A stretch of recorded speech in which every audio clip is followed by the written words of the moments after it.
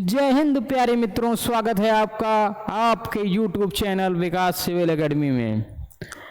दोस्तों, आज हिंदी की इस क्लास में हम रचना के अनुसार शब्दों का वर्गीकरण की बात करेंगे। इससे प्रीवियस क्लास में हमने उत्पत्ति के अनुसार शब्दों के वर्गीकरण की बात किया था। आज हम रचना के अनुसार जो है शब्दों के वर्गीकरण पर बात करेंगे। ये हिंदी की हमारी दूसरी क्लास है मित्रों, और पहली क्लास हमारी हो चुकी है, और इस दूसरी क्लास में बहुत ही छोटा चैप्टर है, उसी का दूसरा पार्ट है जिसको आज हम लेके आए हैं। आशा करते हैं आप सभी लोगों के लिए बहुत फ़ायदेमंद होगा, और जूनियर असिस्टेंट की जो मुख्य परीक्षा 3284 की आप लोग तैयारी कर रहे हैं उसमें बहुत ही सार्थक रोल निभाएगा। इससे पूर्वत हमने देखा था कि 5512 में जो प्रश्न पत्र दिया गया था उसमें यहाँ से एक प्रश्न पूछा गया था। ये रचना के आधार पर और उत्पत्ति के आधार पर से भी वहाँ से भी एक प्रश्न पूछा गया था, देशज वाला। और यहाँ जो प्रश्न पूछा गया था ये यहाँ पर रूढ़ शब्द, यौगिक शब्द और योग रूढ़ शब्दों से प्रश्न पूछा गया था, जो कि यहाँ से बहुत ही सिंपल पूछ लिया गया था। थोड़ी सी हम बात करते हैं। देखिए, रचना के आधार पर अगर हम शब्दों की वर्गीकरण की बात करें तो ये 3 प्रकार के होते हैं। शब्दों का वर्गीकरण 3 प्रकार का होता है। पहला रूढ़ शब्द, दूसरा यौगिक शब्द और तीसरा योग रूढ़ शब्द।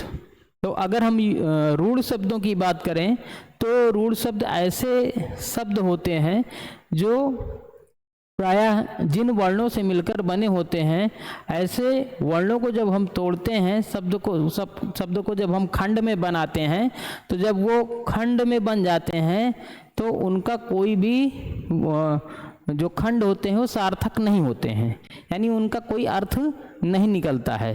तो जिन खंडों का कोई अर्थ नहीं निकलता है, ऐसे शब्दों को हम क्या कहते हैं?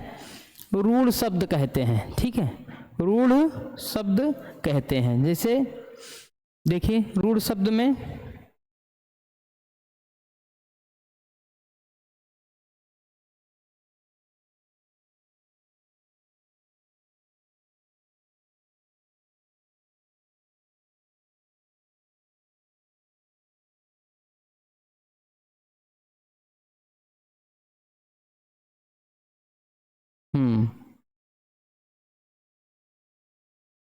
हाँ, तो जिन शब्दों के खंड सार्थक ना होने रूढ़ शब्द कहते हैं।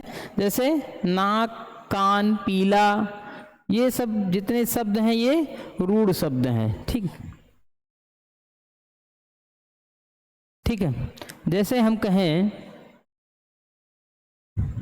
ये नाक है, कहाँ भाग रहा है? हाँ, चलिए ठीक। अब यहाँ पर ना और का दोनों का अर्थ नहीं निकल रहा है। का कोई अर्थ नहीं, ना का अकेले कोई अर्थ नहीं। इन दोनों को जब हम खंड कर रहे हैं तो इसका कोई भी अर्थ नहीं निकल रहा है। इसलिए जो नाक है, कान है, कान भी इसका उल्टा है। ठीक है, बड़ा का है, ना है, इसमें क्या है? अर्थ नहीं निकल रहा है। पीला का जो खंड करने पर अर्थ नहीं निकल रहा है। तो ये क्या है? ये रूढ़ शब्द हैं। ये क्या है? ये रूढ़ शब्द हैं। ठीक है, यहीं से यूपी SSS ने प्रश्न पूछा था 5512 में, और 5512 में पूछा गया था कि जल कैसा शब्द है? जल कैसा शब्द है? ठीक है, तो ऑप्शन में यौगिक था, योग रूढ़ था, रूढ़ था, इनमें से कोई नहीं भी था। तो जल एक रूढ़ शब्द है। जा अलग, ला अलग, दोनों का कोई भी अर्थ नहीं निकलता है। जब कोई अर्थ नहीं निकलता है तो क्या हो जाएगा? रूढ़। ठीक है, ना और का के कोई, ये दोनों अर्थहीन है। ठीक है, जब खंड करने पर अर्थहीन हो जाता है तब हम कह देते हैं कि भैया रूढ़ शब्द है। क्या है? रूढ़ शब्द है। ठीक, अब आगे है यौगिक शब्द। यौगिक शब्द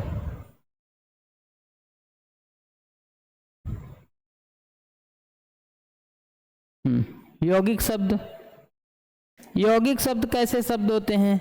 ऐसे शब्द जो क्या होते हैं, दो शब्दों के मेल से बने हुए होते हैं, या फिर हम दूसरी भाषा में ये कहें कि ऐसे शब्द जो दो रूढ़ शब्दों से मिलकर बने हुए होते हैं। ठीक है, ऐसे शब्द जो दो रूढ़ शब्दों से मिलकर बने हों या दो शब्दों से मिलकर बने हुए हों, तो ऐसे शब्द को हम क्या कहते हैं? यौगिक शब्द कहते हैं। ठीक है, और इनके जो खंड होते हैं, ये खंड क्या होते हैं? सार्थक होते हैं। इनके खंड क्या होते हैं? सार्थक होते हैं, यौगिक शब्द कहलाते हैं। जैसे आग बबूला, यहां पर आग क्या है? ये आग अलग है और सार्थक है, बबूला भी अलग और सार्थक है, दोनों मिल गए तो यौगिक शब्द बन गए। पीला अलग है, पन अलग है। ठीक है, पीलापन। ठीक है, घुड़सवार, सवार अलग है, घुड़ अलग है, दोनों मिलके यौगिक शब्द। दूध वाला, दूध अलग है, वाला अलग है, तो दोनों मिलके क्या बनाते हैं? यौगिक। तो ये जितने हैं सब क्या है? यौगिक हैं। इनके अलावा अगर हम कहें देवेंद्र, देवेंद्र, ठीक है, तो देव धन इंद्र, ये भी क्या है? एक यौगिक है, यौगिक शब्द है, यौगिक शब्द है। और देखते हैं, अगर हम कहें हिमालय, हिमालय, हिमधन आलय, हिमधन आलय। ठीक है, हिम मतलब बर्फ, आलय मतलब घर, बर्फ का घर। ठीक है, ये भी क्या है? एक यौगिक, यौगिक शब्द है। ठीक, अब फिर जैसे हम कहें देवालय, इसी तरह देवालय, देव अलग है, ठीक है, और आलय अलग है, यानी देवता, देवताओं का घर देवालय, ये भी क्या है? यौगिक शब्द है। तो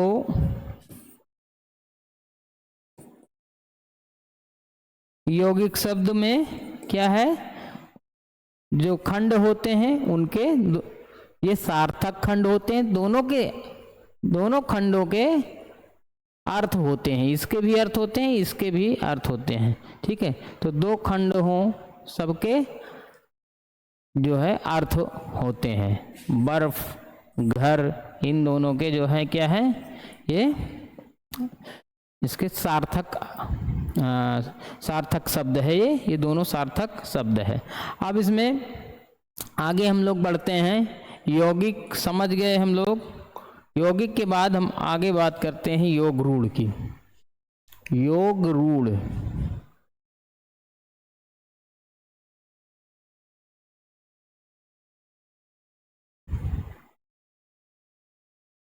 योग रूढ़,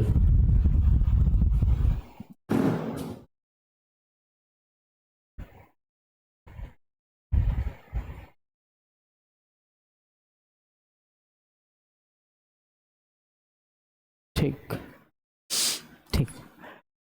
अब ऐसे शब्द जो यौगिक तो होते हैं पर अर्थ के विचार से अपने सामान्य अर्थ को छोड़ देते हैं। योग रूढ़ शब्द क्या होते हैं? ये यौगिक तो होते हैं लेकिन अर्थ के विचार से अपने सामान्य अर्थ को छोड़ देते हैं और किसी विशेष अर्थ को ग्रहण कर लेते हैं, किसी विशेष अर्थ को ग्रहण कर लेते हैं। ठीक, जैसे उदाहरण के लिए अगर हम कहें कि जैसे लंबोदर,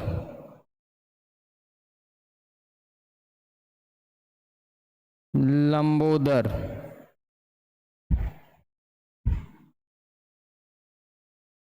लंबोदर, ठीक है। लंबा है उदर जिसका अर्थात श्री गणेश।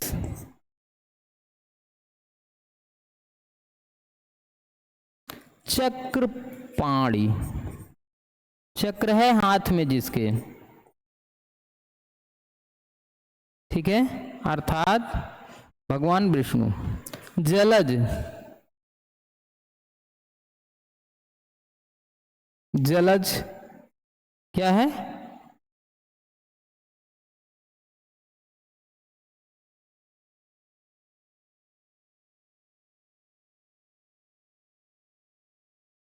ठीक, ये क्या है? कमल के लिए है। पंकज, पंकधन जा, ये भी क्या है? कमल के लिए है, कमल के लिए है, ठीक है। ठीक है, पंक मतलब कीचड़, जा मतलब रहता है, तो कीचड़ में रहता है अर्थात कमल, ठीक है।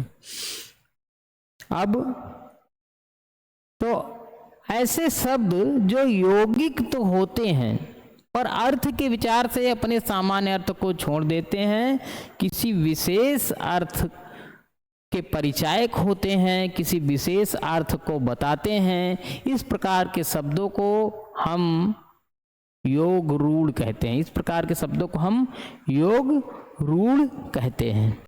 चलिए थोड़ा सा हम लोग इसको देखते हैं। जैसे हम कहें त्रिलोचन, त्रिलोचन, ठीक है, त्रिलोचन, ठीक है। त्रि मतलब तीन, लोचन मतलब आंख वाले,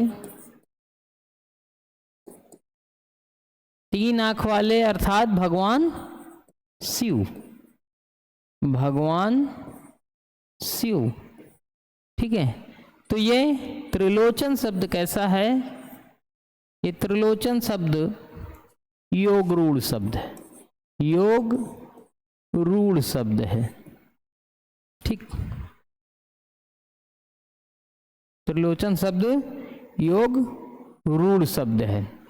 अब त्रिलोचन हो गया। अब जैसे हम कहें कि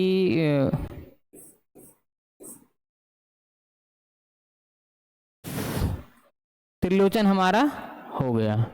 अगर हम अन्य एग्जाम्पल की बात करें तो अन्य एग्जाम्पल में हम कोई दूसरा एग्जाम्पल भी देख सकते हैं। जैसे अगर हम कहें लंबोदर, ठीक है,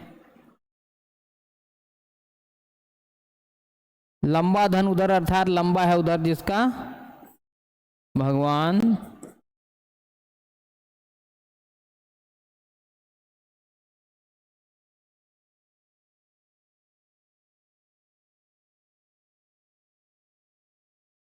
श्री गणेश,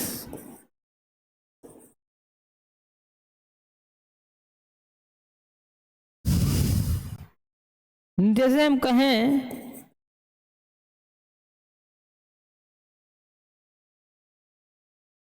श्री गणेश, जैसे हम कहें निशाचर,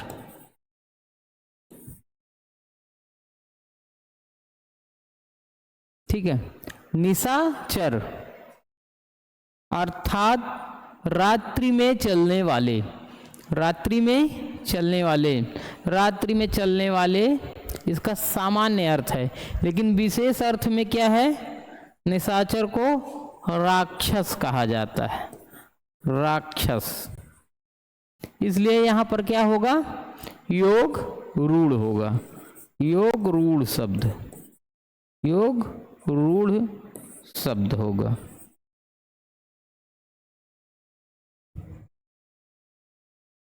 ठीक है, तो तीनों हमने तीनों प्रकार के शब्द यहां पर समझ लिया है।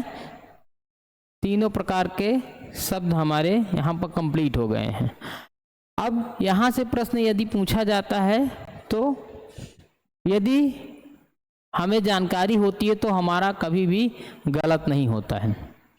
ये छोटी छोटी जगहों से जहाँ से प्रश्न पूछे जाते हैं वहाँ पर हम पढ़ने का प्रयास नहीं करते हैं, या तो फिर इनको जो है एक छोटी चीज़ समझ के इसको छोड़ देते हैं, और जब छोड़ देते हैं तो यहाँ से गलतियाँ हो जाती हैं और यहाँ से अक्सर प्रश्न पूछ लिया जाया करता है। आगे देखते हैं। तो ये दोस्तों, अगर आपको हमारा वीडियो पसंद आया हो तो आप हमारे चैनल को सब्सक्राइब कर लें अगर नए आए हैं तो, और हमारे वीडियो को लाइक कर दें।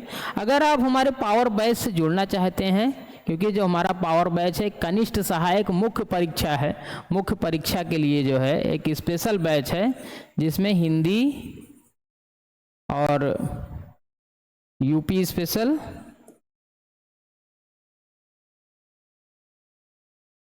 कंप्यूटर, पीडीएफ, ये तीनों आपको इसके वीडियोज मिलेंगे और इसका पीडीएफ, और पीडीएफ को समझा भी देंगे। तो इतनी चीज़ें आपको मात्र 99, जो कि स्पेशल ऑफर है 24 घंटे के लिए। आप चाहें तो आप हमारे पावर बैच से जुड़ सकते हैं। ये हमारी हिंदी का दूसरा लेक्चर है, सेकंड लेक्चर है हमारे। हिंदी हमारी चालू है और कल से यूपी स्पेशल भी चालू हो जाएगा, स्टार्ट हो जाएगा ऐप पर।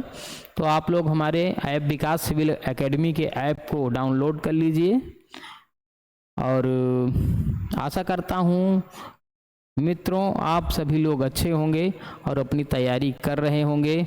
आप सभी लोगों को एक बार फिर से रक्षाबंधन की हार्दिक शुभकामनाएं।